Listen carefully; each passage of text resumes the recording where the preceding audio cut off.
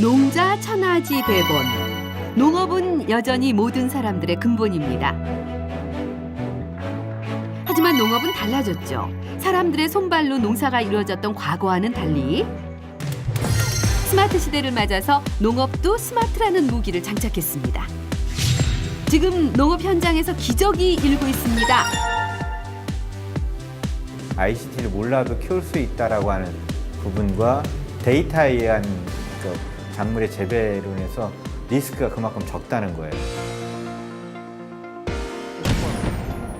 농부의 꿈을 안고 두 용사가 스마트 농업 현장으로 돌격합니다.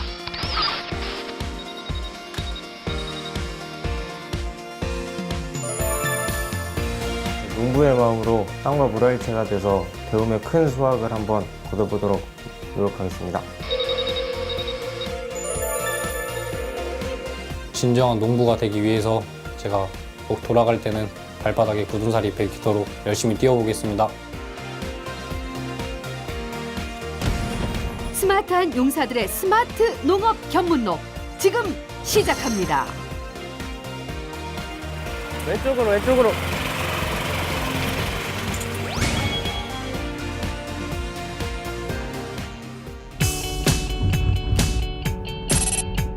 먼저 용사들이 진격한 곳은 충청남도 부여군. 초가을을 맞은 풍요로운 들녘을 지나 토마토 수확이 한창인 비닐하우스에 도착합니다. 농사는 보통 씨앗이 줄기를 만들고 열매 맺을 때까지 내내 농부의 손길이 필요합니다. 규모가 커지면 노동력의 부담도 더 커지죠. 여기 되게 넓어 보이는데 이게 몇 평 정도 되는 거예요? 이게 지금 100m? 와. 100m 200평. 와. 한 동에 200평씩 6동, 1200평 돼요. 빨갛게 익은 거, 맛있게 생긴 걸 한번 따먹어봐. 이것도 괜찮아. 맛있게 생겼다. 오, 정말 맛있겠다. 한번 먹어볼까? 수분이 진짜 맛있다. 시식도 했고 먹어봤으니까 이제 또 일을 한번 또 해봐야지. 네. 우선 여기 겹까지 잘라줘봐. 이렇게요? 옳지. 네. 이건 왜 잘라주는 건가요? 칡지를 제거를 해줘야 원 나무가 제답게 터실하게 자랄 수가 있거든. 근데 이제 일거리가 많이 밀려 있어 지금. 이렇게 나와 있는 거를 요 잎을 하나 남겨주고 이파리 하나 남기고서 이렇게 집어주고. 그래야 이제 여기로 안 올라가고 이제 옆으로만 나오는 거야. 옆으로. 한번 해봐. 열심히 해봐. 알려준 대로 해봐봐. 네, 알겠습니다. 농사란 땅과 사람이 함께 키우는 과정입니다. 농산물은 사람이 기울인 정성만큼 자라주죠. 제가 이제 저녁이 100일도 남지 않았고 앞으로 어떤 일을 해야 될까에 대해서 고민을 하다가 평소에 좀 관심이 있었던 농업이나 뭐 산림업 이런 거에 관심이 있었는데 꽃 있는 곳에 이 가운데를 잘라야 용사의 거친 손이 섬세하게 발휘되네요. 아니 고상병 하라는 일은 안 하고 아니 뭐 토마토 하나쯤이야 그렇죠? 진짜 크다. 고상병 일하러 와서 막 먹기만 하고 뭐 하는 거야? 박 회장님 이거 한번 드셔보십시오. 제가 왜 먹었는지 아실 겁니다. 아니야, 나 이런 사람 아니야. 제가 그러지 말고 한번 아니, 진짜 한 번만 더. 나 마지막으로 말해, 안 먹어. 저도 마지막으로 부탁드리겠습니다. 진짜 드십시오. 너가 부탁하니까 먹는 거야. 내가 먹고 싶어서 먹는 거 아니야. 그럼 드시면 생각이 달라질 겁니다. 너는 누구냐? 역시 토마토 몇 개 따먹은 만큼의 능력을 토마토 나무에 쏟아내는군요. 태어난 우리 모두 신토부리 신토부리 신토부리 신토부리. 어떻게 다 했어? 네. 할만해? 아니 좀 허리도 아프고 되게 저희 두 명이서 이거 하려니까 가지고 허리 아프다고 하면 안 되지. 이거 힘들다고 하면은 요 언능 그만둬야 돼. 이게 농사 쉬운 거 같아도 쉬운 게 아니거든. 갑자기 힘이 막 펄펄 나는 것 같고. 그래? 그러면은 이게 다 아니야. 따라와. 토마토 수확 현장으로 작전 지역 이동. 초가 햇살을 영양 삼아 토실토실 붉게 익은 방울토마토들이 맛도 좋고 예뻐 보입니다. 가을이 아름다운 건 바로 이런 수확의 기쁨이 있기 때문이죠. 감사합니다. 고생했어. 시원한 물 한 잔씩 마셔. 아우 싫어. 해보니까 어때? 생각보다 허리랑 무릎이 많이 아파요. 최고 그게 단점이 그거예요.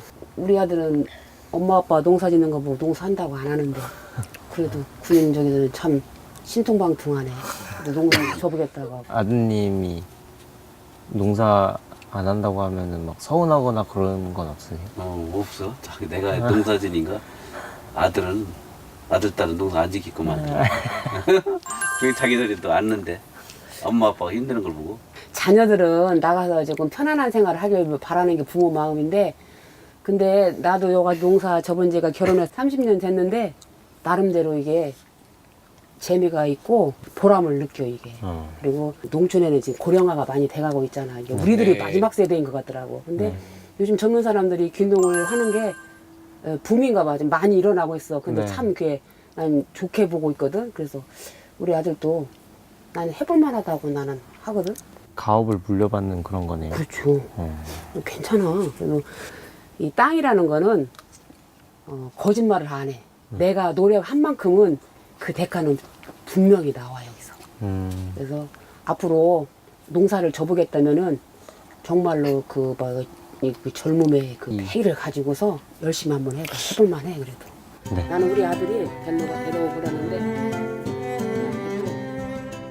그러나 산업화 과정에서 고단한 노동과 낮은 수익성의 농업은 이내 버려지다시피 했습니다.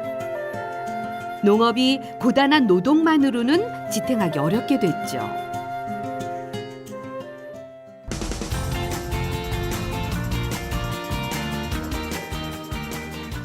하지만 최근 농업 현장에 새바람이 불고 있다는데요. 그 현장을 우리 용사들이 찾아보기로 했습니다. 오늘 처음으로 저희 농업기술센터 이렇게 두 분 방문을 하셨는데 네. 그 농업에 관심이 있어서 오셨는가 궁금합니다. SNS나 기사 같은 거에 이제 요즘 농업이 떠오르는 기술이다. 좀 하나의 뭐 테크다 해가지고 그 관심 있게 봐서 한번 체험해 보려고 왔습니다. 현재 농업 농촌이 어려운 여건이기는 하지만은 경쟁력 있는 산업으로 미래를 보고 있습니다. 그래서 앞으로 향후 3년, 5년이 지나면은 농업에 어떤 변화가 일어날 걸 예측이 되고. 그럼 변화라고 하시는 것들이 혹시 스마트폰도 관련이 있는 건가요? 그래서 금년도에 계획을 갖고 있습니다. 그래서 토마토 농가, 멸농가를 대상으로 해서 관제 시스템을 구축을 해서 ICT 기술을 접목해 비닐하우스를 원격 제어할 수 있는 시스템을 보급하고 또 농가 지도를 할게. 마침내 세상은 스마트 시대. 농사 기술에도 정보통신 기술이 접목된 스마트팜 시대가 열리고 있습니다. 인터넷 기술을 이용해서 농작물이 잘 자랄 수 있는 최적의 환경을 만들어줌으로써 생산성을 획기적으로 높일 수 있는 거죠. 바로 그 현장을 실제로 찾아봅니다. 여기는 그 파프리카를 연간 재배하는 파프리카 원시래요. 여기는. 와 진짜 엄청 크네요. 여기서 저 끝까지는 총 264m입니다. 264m. 이 큰 농장을 단 몇 사람의 노력으로 운영된다는 게 놀랍기만 합니다. 이게 바로 과거에는 꿈도 못 꿀 스마트 농업의 위력이겠죠. 스마트 시대 농업의 변화 확실하게 느껴지시나요? 요거 이제 지금 심으면 내년 8월달까지 이제 또 수확을 하는 겁니다. 한번 정식을 하면 약 9개월 정도 수확을 하고 수확하기 전에 이제 한 2개월 정도는 이제 작물이 자라는 시간. 요거는 이제 바로 잘라내고 바로 또 그날 바로 심을 수가 있어요. 들어가서 봐도 될까요? 수다. 왜냐 그러면 이제 지금 막 심어놨잖아요, 그죠? 온실에는 외부인들을 잘 못 들어오게 합니다. 아. 저게 이제 뭐 만약에 바이러스에 감염이 된다거나 이러면 그게 계속 수평으로 전염이 되기 때문에 전체적으로 많은 피해가 일어날 수가 있어요. 그러면 혹시 가볼 수 있는 그런 온실이 있습니까? 오, 우리 용사들 슬슬 호기심이 발동됩니다. 지금은 계절적으로 갓 수확을 마친 온실뿐. 그곳에서도 스마트 기술을 발견할 수 있을까요? 일단 자동화 농업 현장이 느껴집니다만 스마트 기술은 어디에 숨겨져 있을까요? 저 이제 스마트 농가라고 해서 이제 듣고 네. 왔는데 예. 이 스마트팜으로 이런 걸 조절하는 게 또 어떤 게 막 숨어 있는지 한번 말씀해 줄 수 있으십니까? 여기 지금 스마트폰에 이 온실을 제어할 수 있는 제어 장치 그 컴퓨터랑 이 녀석이랑 앱을 통해서 서로 통신을 하게 돼 있어요. 그래서 이제 와이파이를 통해서 우리가 이제 이런 것들을 이렇게 볼 수가 있어요. 엄청 큰 것을 이 작은 핸드폰 하나로 이제 다 조절하는- 제어가 다 가능하죠. 자, 그러면 빨간색 그래프는 예. 온도를 나타내는 거고 예. 녹색 그래프는 습도를 나타내는 거예요. 네. 그럼 여기 온실 내에 계속 이제 그 그래프가 그려지는 거는 시간대별로 온도, 습도, CO2 이런 것들을 알 수 있게끔 그래프를 이렇게 나타내고 있어요. 그래서 내가 지금 수동으로 지금 열림을 해놨거든. 그러면 내가 수동으로 닫힘을 한번 해볼게요. 그러면 창이 닫힐 거예요, 아마. 오, 정말이네요. 예전 같으면 몇 사람들이 동시에 힘을 모아서 위험하게 했어야 할 텐데 그 어려운 일들을 스마트폰 하나가 자꾸 해냅니다. 자, 볼까요?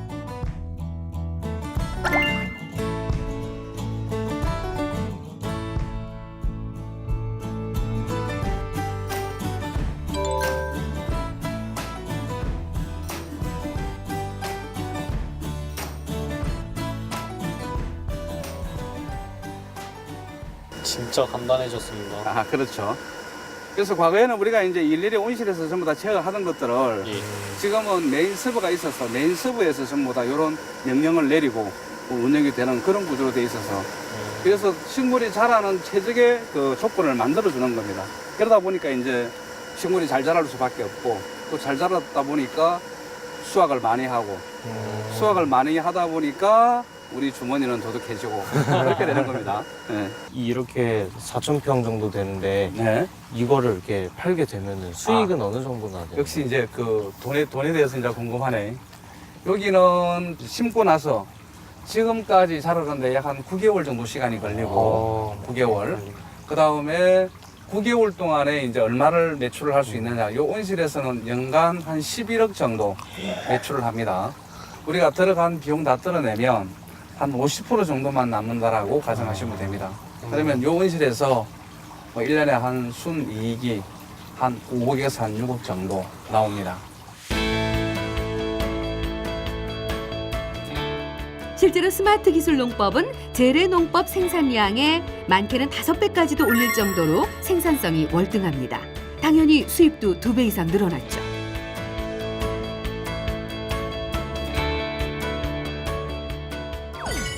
그러다 보니 스마트팜 농업 인구도 점점 늘고 있는 추세라고 합니다. 국내 스마트팜 시장 규모도 5년 전에 비하면 14.5%나 늘었습니다. 손가락 하나만으로 문이 닫혔다 열리고 물이 뿌려지고 그런 온도가 낮춰지는 것들을 보면서 아 정말 지금도 이렇게 많이 발전해 있는데 농업을 시작하게 될 때는 얼마나 더 발전해 있을까라는 생각을 하면서 희망을 가졌던 것 같습니다. 스마트팜 기술은 농작물 생산 현장에서만 위력을 발휘하는 게 아닙니다. 그 이색적인 스마트팜 현장으로 가볼까요? 이곳은 소를 키우는 한 축산 농가. 그런데 스마트 기술이 어디에 있다는 거죠? 얼핏 보기에는 그냥 평범한 축사 같은데 근데 여기 아무리 봐도 스마트팜 기술이라고 생각되는 게 없는데 혹시 어떤 거예요? 아, 네. 스마트팜 기술은 여기 애들이 목걸이가 있잖아요. 네. 네, 목걸이도 있고 귀에 보면은 부착되어 있는 거 있죠. 초록색으로 되는 거. 네, 그걸로 인해서 활동량이라든가 온도 측정을 해서 발정이 오는 그 알림을 받는 거예요. 아, 이 그래서- 목걸이로 이렇게 다 네네. 활동량이 나오는 건가요? 예, 예. 그래서 저 앞에 보시면 수신기가 있어요. 그래서 전파를 그쪽으로 받아서 프로그램상에 나타나서 저희 이제 알림 그 스마트 그 핸드폰에 네. 나타나는 거예요. 아, 지금 이제 저 아이가 분만할 시기가 된 거예요. 그래서 이제 분만하게 되면 여기 CCTV 장착이 돼 있잖아요. 네. 이걸로 인해서 안에 들어가서 이 아이들이 분만하는 과정을 다 볼 수 있는 거고요. 굉장히 편한 시스템이거든요. 굉장히 편하죠. 처음에 없었을 때는 사람이 일일이 다 나와서 이거를 다 지켜봐야 되고 어려움이 많았거든요. 이곳의 스마트 기술은 소들이 잘 클 수 있는 최적의 환경을 제공하는 역할을 합니다. 실내 환기는 물론 햇빛 조절, 소의 발정 상태까지 모든 과정이 스마트 기술로 이루어집니다.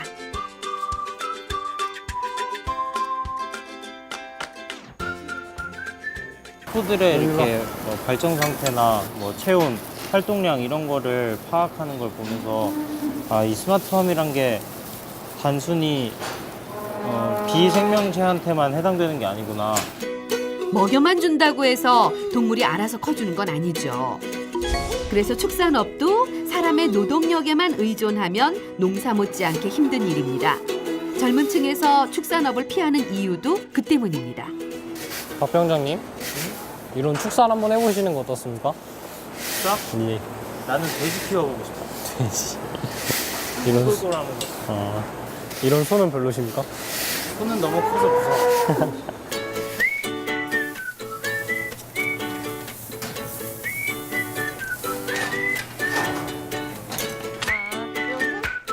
외부에서 손님들이 축사를 찾았네요. 무슨 일일까요? 알고 보니 이곳에 적용된 스마트 기술의 점검차 찾은 농업기술 실용화 재단의 관계자들이었습니다.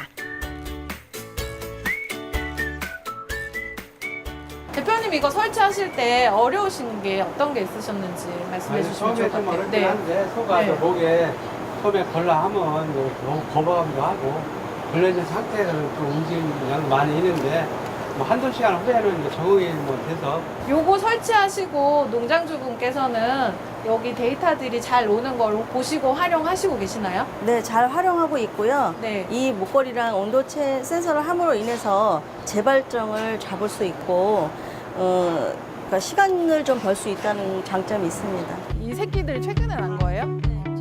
농업기술 실용화 재단은 농업 관련 기술을 보유한 기업을 지원해서 농가 현장에 기술을 이전해주는 일을 하는 곳입니다. 프로그램이거든요. 기존에 있는 농업 기술이 있습니다. 예를 들면 발정 감지 기술이나 이런 온도 센서 같은 기술은 기존의 농촌진흥청에서 기술 연구를 통해서 만들고요. 여기에서 저희가 지원하고 있는 기업에서 그 농업 기술을 기술 이전을 받았습니다. 근데 이제 농업 ICT 기업은 영세하다 보니 농업기술 실용화 재단에서 그 기업에게 금액과 예산과 기술을 같이 지원을 해서 이 기업이 좋은 제품을 만들 수 있도록 지원을 하고 있습니다. 대부분 농업기술 관련 기업들은 영세하기 때문에 정부가 나서서 지원을 해주는 건데요. 물론 그렇다고 축산업이 만만한 분야는 아닙니다. 축사는 또 이렇게 한두 푼 갖고 하는 게 아니에요. 억 단위가 들어가는 거고, 그다음에 이게 또 파동이 올 때 대비도 해야 되고, 그다음에 우리 같은 번시구 같은 경우는 위험 부담이 크기 때문에 그렇지만 소득은 또 비육하는 사람보다는 좀 빨라요. 7개월 되면은 이제 다른 주인을 찾아주기 때문에 근데 비육하시는 분들은 이 7개월 된 걸 사다가 2년을 또 먹여야 돼요. 그럼 2년 동안에 그 사료비라는 거는 장난이 아니거든요. 그러니까 그런 부분에 있어서 축사는 좀 경쟁력이 좀 있어야 될 것 같아요. 경제력이. 특히 비유구에 비해 번식용소는 더 섬세하게 키워야 하는데 역시 사람의 손길과 교감만한 게 없다네요. 소들에게 먹이를 주면은 뭐 작물보다 좀 더 이게 교감이 더 잘 되는 것 같습니다. 소 처음 보십니까? 네, 이렇게 가까이 보는 건 처음이야. 스마트팜은 막대한 투자비 때문에 정부 지원으로 농가의 부담을 덜어주고 있습니다. 그래서 농업의 광범위한 분야에 적용되고 있죠. 그렇다면 이런 사례는 어떨까요? 농업기술 실용화 재단의 지원으로 스마트 기술을 보유한 기업과 농가가 힘을 합쳐 만든 버섯 농장입니다. 근데 왠지 휑하네요. 농가라고 그랬는데. 농가인데 뭐 비닐하우스도 없고 와, 이게 뭐지? 뭐 이런 게 있습니까? 되게 뭐가 많습니다. 그러니까. 그래서 깜짝이야. 예, 안녕하세요. 안녕하세요. 아, 얘기 들었어요. 여기는 그 ICT 기반으로 버섯을 키우는 스마트 버섯 재배사예요. 전 자동으로 온도나 습도나 CO2나 이걸 조절해 나가면서 1년 365일 편하게 버섯을 키울 수 있는 재배 시스템이에요. 스마트 기술로 무장한 대형 컨테이너 속의 버섯들. 향긋한 버섯 향이 코를 찌르는 것 같아요.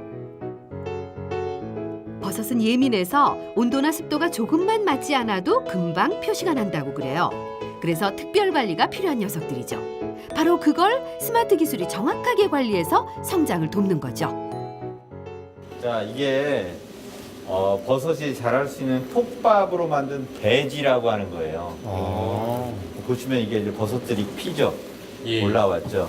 이렇게 하얗게 갈라진 거를 백화고 맞아요. 어떻게 알아요? 공부했습니다. 아, 그래요? 대단하네. 이렇게 이제 이게 표고버섯 중에 최고 상품이에요. 백화고는 세계 10대 항암 식품으로 알려져 있는데요.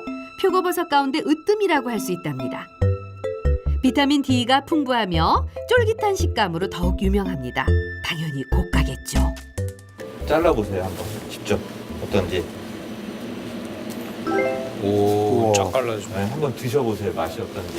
먹어봐야 돼요. 젤리같이. 친구들 줘봐야지. 말랑말랑하고 향도 되게. 그렇죠. 딱 처음에 문을 열었을 때 되게 시원하면서도 이게 버섯들이 딱 자라나는 과정을 보니까 이거를 보여주면은 내가 소비자라면 이게 정말 믿고 사 먹을 수 있겠구나 하고 또 고기 생각이 절로 나게 되었습니다. 얘 같은 경우는 이제 버섯 내부에 안에 이제 배지 안에 온도가 굉장히 중요해요. 물러보면 이제 안에 온도계가 이 배지 안에 온도. 그러니까 버섯이 그 안에서 자랄 수 있는 균이 자랄 수 있는 게 굉장히 중요하기 때문에 이렇게 다들 중간중간에 관리들을 해요. 작업의 첫 단계는 배지 속 종균을 잘 모시는 것부터 시작됩니다. 버섯 농가에 도착한 배지는 우선 깨끗한 물로 목욕을 시켜주죠. 거기엔 과학적인 이유가 있다네요. 물을 자동으로 지금 배지에다가 물을 주고 있는 거예요. 이 물을 줘야만이 이 버섯은 수분을 많이 차지하고 있기 때문에 물을 먹고 그리고 또 물을 줌으로써 이 종균이 이 자체에서 이제 나오려고 충격을 줘야만이 나올 수 있거든요. 그래가지고 충격을 주는 어떤 하나의 방법을 물도 주면서 충격도 주는. 우리가 대중목욕탕에서 고압의 물로 안마를 하잖아요. 배지도 그 과정을 거치면서 잠들어 있는 균을 깨워준다네요. 그 상태의 배지를 버섯이 자라게 될 밀폐식 컨테이너에 자리 잡습니다. 물론 청결은 중요하고요. 조심조심 차분하게 관리를 해주면 종균이 꿈틀거리면서 서서히 세상 밖으로 얼굴을 드러내기 시작하죠. 그게 며칠 걸린답니다. 이게 4일에서 5일이면 이제 종균이 버섯 종균이 조금씩 보이기 시작해요. 그럼 버섯이 나오기 시작하면서 이제 이렇게 커가는 거예요. 그렇게 버섯이 몸을 일으키고 얼굴을 디밀기 시작하면 본격적인 기술이 들어갑니다. 바로 스마트 기술이죠. 버섯의 성장에 필요한 모든 과정을 스마트 기술이 원격으로 지배하는 거죠. 보시면 여기 카메라 있죠? 카메라 있고 여기 보면 온도계 안에 실내 온도계 이렇게 손 한번 대보세요. 바람 나오죠? 시원한 바람. 네, 시원한 바람 나오죠. 이게 바람만 있는 게 아니라 그 바람 안에는 공기 중에는 습도, 물기도 있어요. 버섯이 자라려고 그러면 습도하고 CO2, 그 다음에 온도 이런 게 굉장히 중요해요. 이거를 IoT 기반의 ICT 기반으로 자동으로 맞춰져요. IoT, 즉 사물 인터넷 기술로 빛과 온도, 습도, 공기의 조절을 해주다 보면 버섯이 성숙해지는데요. 물론 사람의 손길도 필요합니다. 붙어 있으면 이게 크다 보면 서로 부딪히면 이게 이제 눌리고 버섯 모양이 안 나는 거야. 제거를 해줘야 돼. 그래야 버섯이 아주 이쁜 최상품의 버섯이 생겨요. 이런 거. 그렇죠. 이거 어떻게 해요? 그렇죠. 잘 따주고 이렇게 이제 중간에 얘 같은 경우 직접 한번 해봐야 돼. 그렇죠. 저희가 또 이런 거 전문입니다. 잘할 수 있을까? 버섯도 생명체. 아무리 과학이 발달해도 인간의 손길과 교감은 여전히 필요합니다. 아무리 스마트팜이라고 해도 사람들이 해야 될 그 일이 있는 것 같습니다. 그러니까 말이에요. 이 순간 우리 용사들에게 이곳은 단순한 농업 현장의 견학 장소가 아닌 새로운 발견의 장소이기도 합니다. 그건 바로 미래의 발견이죠. 좋은 향이 나는 버섯을 보니까 이게 버섯이 귀엽기도 하고 예쁘기도 한 게 좀 이렇게 심장이 두근두근 되는 것 같기도 하면서 나한테 농부의 피가 흐르나? 이런 생각도 좀 해봤습니다. 이렇게 스마트 기술을 거치면서 깨끗하고 위생적으로 생산된 버섯은 다양한 가공을 통해 여러 가지 상품으로 만들어집니다. 버섯이 단순한 식재료를 넘어 다양한 상품으로 개발됨으로써 좀 더 많은 판로를 찾을 수 있고 농가 수익은 좀 더 올라갈 수밖에 없겠죠. 표고로 만든 과자인데 한번 직접 한번 드셔보세요. 이제 이걸 가지고 실제 어때요 맛이? 감자찜 그런 느낌이에요. 무엇보다 이 버섯 재배사는 1년 365일 출하가 가능해서 쉽게 좀 더 큰 수익을 올릴 수 있는 게 큰 매력입니다.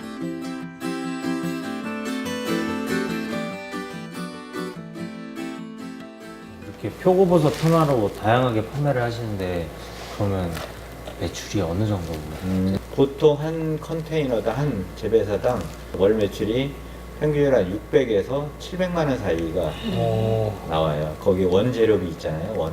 물가, 전기, 배지 비용이 전체 비중 한 30%, 30-40% 정도. 나머지는 이제 인건비가 될 거예요.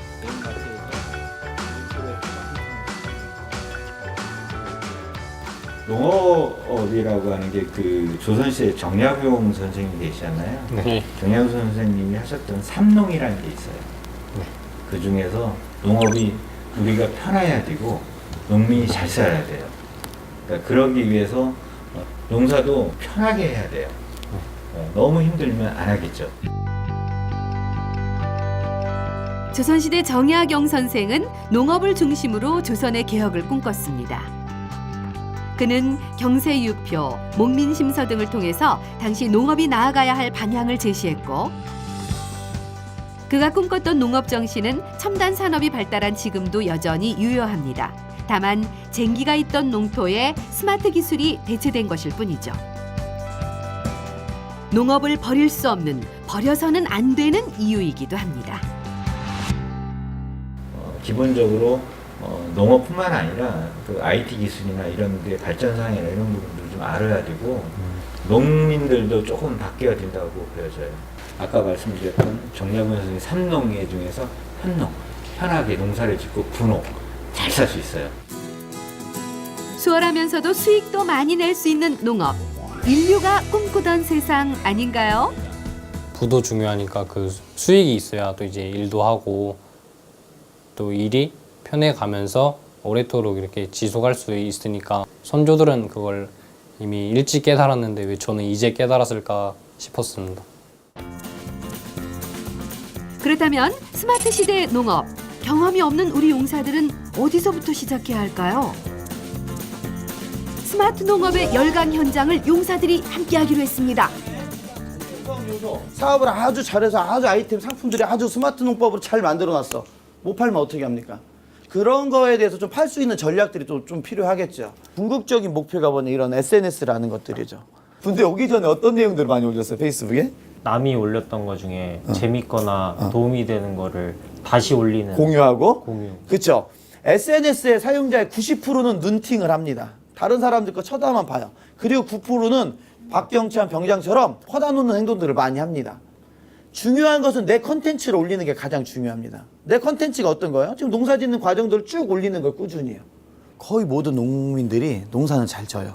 근데 농사를 잘 짓는데 가장 어려워하는 팔로 문제가 가장 어려운 것 같아요. 팔로 문제. 그러니까 그 팔로를 많이 놓치기 때문에 그 팔로를 개척할 수 있는 방법들을 꾸준히 좀 생각해 봐야 되지 않을까. 그러니까 대량으로 농사 짓는 분들이야 공판장에 내도 수익성이 되지만 거의 대부분 보면 농가들 소농들이거든요. 그럼 소농들은 직거래 비중을 높여야 수익성이 되는데 그 직거래를 할 수 있는 직접적인 방법은 온라인이나 이런 인터넷이나 이런 거에 올려서 판매하는 게 가장 효과적이라고 봐요.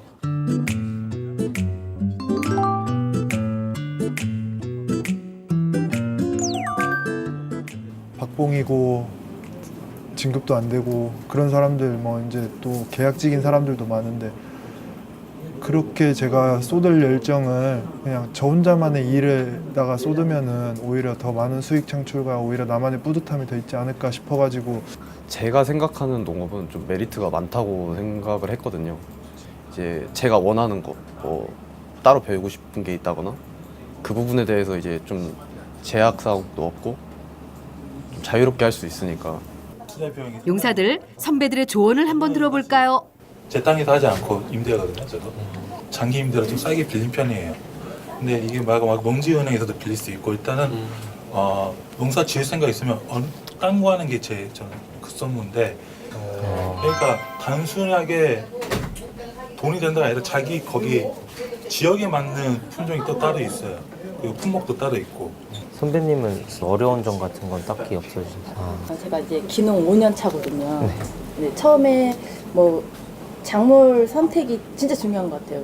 기농한 사람들이 가장 많이 접하는 게 엽채류예요. 네. 다른 과일 같은 거는 초기 투자 자본이 너무 많이 들어요. 만약에 딸기를 처음에 접해가지고 기농을 한다 하면 막 몇 억씩 들고 하우스 투자비가 토경 땅에서 하는 거 말고 양입재배로 하다 보면 동당 막 4천만 원씩 하우스 한 동 짓는데 4천만 원이 들고 이제 모종값만 해도 한 동에 300만 원씩 이렇게 드니까 엽채류 같은 거는 한 달 후에 나한테 바로바로 떨어지고 그러니까 돈이 회전이 금방금방 돼요. 그러니까 준비를 진짜 많이 해야 될 것 같아요. 교육도 많이 받고 전 지금 5년째인데 지금 농업인 대학도 지금 3년째 꾸준히 다니고 있고 그 선배님의 조언을 들으면서 정말 처음 선택이 중요하다는 거를 이 열정만으로는 할 수가 없고 사전에 계획과 노력을 많이 해서 준비를 열심히 확실히 해놔야겠다는 생각을 했습니다. 농업 역시 사람의 일이라 계획이 중요합니다. 그 다음에 스마트 농업도 생각해야죠. 아까 우리 선배님들하고 창업에 대해서 귀농에 대해서 얘기해보니까 어땠어요, 느낌이요? 생각보다 많은 계획을 하고 좀 자세하게 준비를 해야 거라고. 그렇죠. 농사니까 막 그냥 밭에 가서 씨앗 뿌리고 걷어들이는 농사라고만 생각했었죠. 그건 예전 방식이고 요즘 정말 체계적으로 계획되지 않으면 대부분 실패를 해요. 창농의 실패를 피하기 위해서는 최소한 아이템, 자금 마련과 시장 조사, 사업화의 계획을 명확하게 해야 합니다. 고객 분석까지 했으면 농업은 그만큼 신중하고 계획성이 필요한 직업입니다. 나중에 할 거 없으면 농사나 짓겠다는 말이 얼마나 허구인지 알 수 있죠. 이게 무작정 뛰어들 일이 아니라는 거를 다시 한번 이렇게 경험하게 되었고 더 정부에서 지원을 받을 수 있는지 이런 걸 잘 연구해야 된다고 느끼게 되었습니다. 농업이라는 직업을 첫걸음부터 꼼꼼하게 준비하는 청년들이 있다고 해서 만나보기로 했습니다. 이곳은 경기도 안성의 한 농장. 농업인을 꿈꾸는 청년들이 농사 경험을 하는 농업훈련소쯤 되는 거죠. 경기도와 한경대학교가 함께 마련한 이곳에서는 농업의 모든 과정을 경험할 수 있습니다. 참여자들에게는 비닐하우스 한 동씩이 주어지고 자신이 시도하고 싶은 작물을 직접 키울 수 있죠. 햇병아리 농부들에게는 좋은 기회죠. 이 창농팜 시어를 참가를 하게 되면은 각종 농업에 필요한 모든 농자재 및 종자, 종묘, 그리고 심지어 포장재, 그리고 판매, 홍보, 유통 판매를 위한 여러 가지 재경비들을 전액 전부 다 지원을 해드리고 있습니다. 쭉 보시게 되면은 이쪽에 이제 그 쌈채소동 1번 해서동부터 저 아래쪽에 저희가 그 애플 수박 20번 동까지 총 20명이 그 각 하우스당 한 동씩 분양받아서 농산업분야 창농의 꿈을 이루기 위해서 한 분 한 분 참여를 하고 계십니다. 하우스 안에서 연두색 얼굴을 예쁘게 내밀고 있는 쌈채소 하우스. 청년 농부 최린 씨는 이곳을 자신의 농사연구소로 부르고 있습니다. 지금 보시면 알겠지만 다른 하우스는 다 땅에서 키우지만 저는 이렇게 베드 위에 올려서 키우잖아요. 네. 물이 담여져 있는 게 담액수경이라고 그래요. 네. 그 담액이라 그래가지고 물이 이렇게 담겨져 있는 거를 얘기를 하는 거거든요. 그러면은 아래에 이렇게 심으면은 이렇게 뿌리로 이렇게 애들 모종을 심어가지고 이렇게 키우는 거예요. 이 물은 계속 순환이 되고 이 안에 영양분을 공급을 해주는 거예요. 채소에 필요한 양분을 주는 것도 시기에 따라 다르고 채소의 성장 변화를 파악하기 위한 농부의 메모는 생산량의 정확도를 높일 수 있는 귀중한 경험이 됩니다. 덕분에 친환경 농법을 시도할 수 있어서 농산물 가치도 올라가는 게 당연합니다.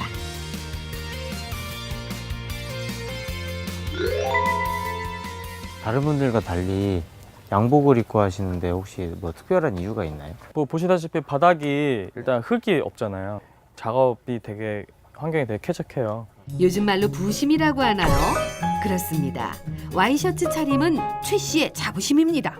제가 지금 이렇게 입고 나오면 사람들도 나를 대할 때 함부로 못 대해요.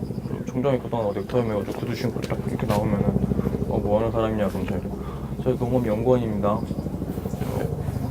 왜냐면 나 연구하는 사람이니까요. 왜냐면 맨날 농사 지으면서도 온도는 뭐 어떻고 벌레는 뭐 어떻고 뭐 판매는 또 어떻게 하고 포장은 어떻게 하고 그거 하고 있는 게 그게 진짜 농업인인데 그렇기 때문에 좀 맨날 이렇게 나와요. 농업연구원. 단순히 농사를 지어 먹고 사는 농부가 아닌 매일 매순간 연구하고 실험하면서 이곳에서 자신만의 농업 경험을 키워가는 최린 씨를 설명하는 가장 적절한 표현입니다. 자신을 뼛속까지 농부라고 할 만큼 그는 이미 농업인입니다. 그가 키워낸 쌈채소는 단순한 쌈채소가 아닌 그의 연구의 결과이고 뜨거운 열정의 산물입니다. 그 농업인의 정신, 그 열정은 어디서 왔을까요?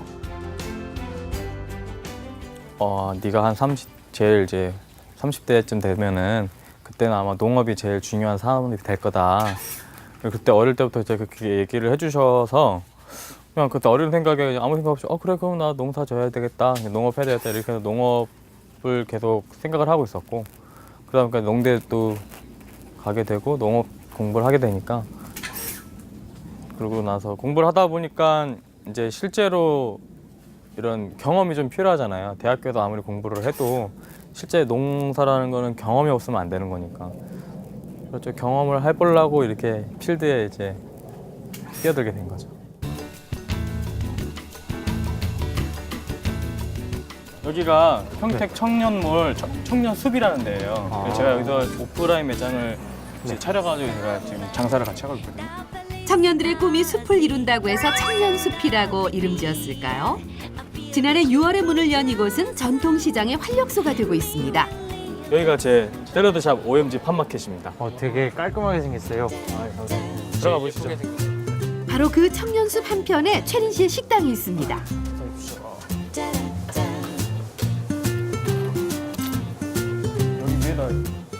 이곳 역시 경기도와 한경대학교가 힘을 모아 청년들의 꿈을 응원하기 위해 마련했습니다.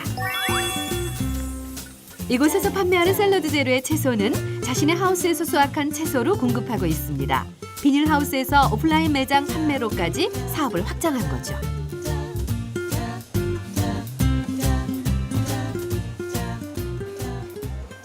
농업적으로 봤을 때는 지금 저게 하우스 한 50평 정도 이중 하우스거든요. 근데 그거를 마련하는데도 지금 한 6천, 7천만 원 정도가 들어요. 그 운영하는데도, 그 운영비만 해도요.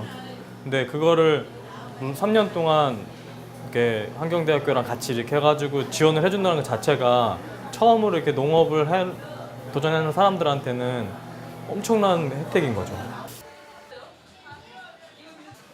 가게가 되게 깔끔하고 좋은 것 같아요. 네, 여기는 제가 직접 디자인하고 인테리어도 다 제가 다 만든 거예요. 다 설계도 하고 아침에 농장에 일찍 가가지고 채소를 따오면은 이제 이 박스 안에 있는 채소들을 바로바로 여기 싱싱할 때 바로바로 이 안에다가 신선도가 떨어지면 안 되니까 빨리 어서 준비해가지고 샐러드를 만들도록 한번 해봅시다.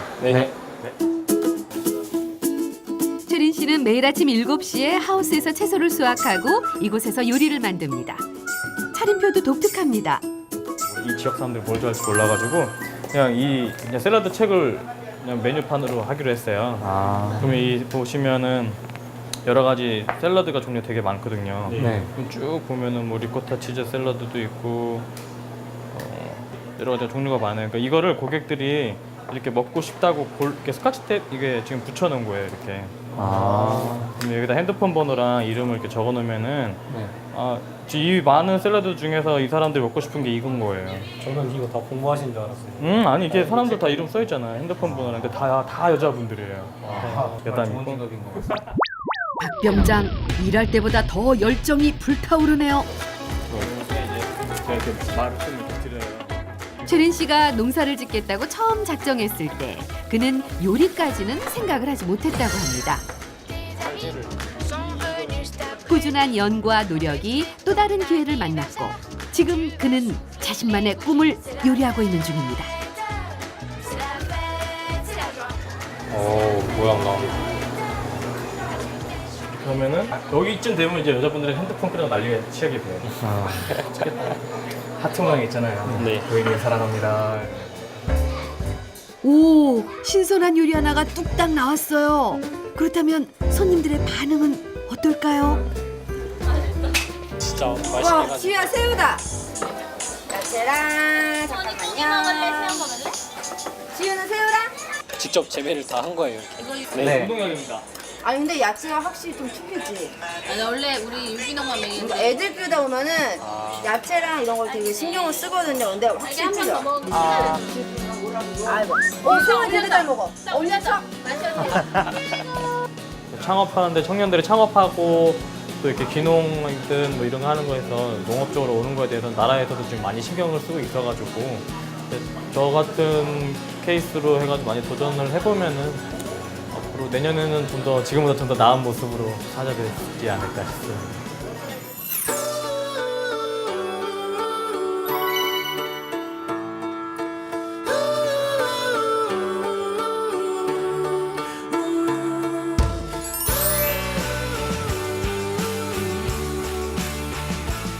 교육 현장, 수학 현장, 그다음에 유통 현장까지 모두 다 보게 되었는데 정말 이걸 보면서 스마트팜이 결국엔 답이구나. 더 철저한 계획과 준비를 가지고 제가 꼭 한국의 썬키스트 같은 회사를 만들어 보겠습니다. 결국에 아무리 스마트팜이라고 해도 사람의 땀이 묻어나야 키운다는 그런 생각을 가지고 있어야만 이렇게 농업을 할 수 있다는 걸 알게 되었습니다.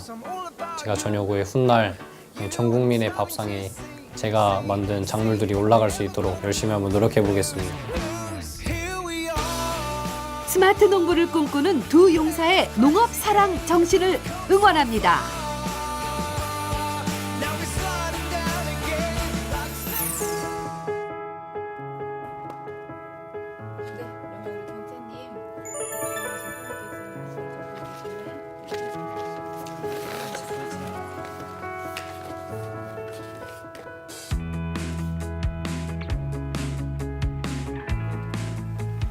어떤 거를 상대로 스마트 팜을 한 거예요? 저는 새싹 채소를 좀 위주로 다품종 소량 생산해가지고 다이어트 식당 같은 거를 만들어서 폐건물이라든가 폐가 이런 곳이 왜 폐가를 선택을 했을까요? 그 영국의 한 회사가 2차 대전 때 썼던 지하 방공호를 인수를 해가지고 그거로부터 인수해서 거기서 이렇게 새싹 채소나 이런 거를 키워서 파는 그런 걸 하고 있는데 클 때 필요한 빛만 LED 등으로 쏘고 이렇게 할 수 있는 그런 이점이 있어가지고 표고버섯을 하고 싶다고 요약서를 갖고 왔는데요. 뭐 굉장히 좋은 생각인데 여기에 대해서 좀 더 구체적으로 계획 좀 설명 좀 해주실 수 있을까요? 일단은 거의 한 2동으로 시작하는 방안으로 보고 있고 이제 거기에 스마트팜 설비를 설치한 다음에 백화고 생산률이 더 올라갈 수밖에 없으니까 이제 거기서 백화고가 나온 것들은 이제 직거래로 생산물로 팔고. 그래서 전략을 이쪽은 좀 고급으로 가주는 전략을 짜야 되고요. 그리고 일반 표고버섯들을 중산층이나 이런 쪽으로 타켓을 잡아서 판매를 해야 될 거예요. 그리고 또 하나는 이제 명절이나 선물용으로 타켓을 잡아가지고 그 시기에 백화고를 생산해낼 수 있는 그런 공부를 좀 하셔야 매출이 높아지기 때문에 그런 전략을 써야 될 거예요.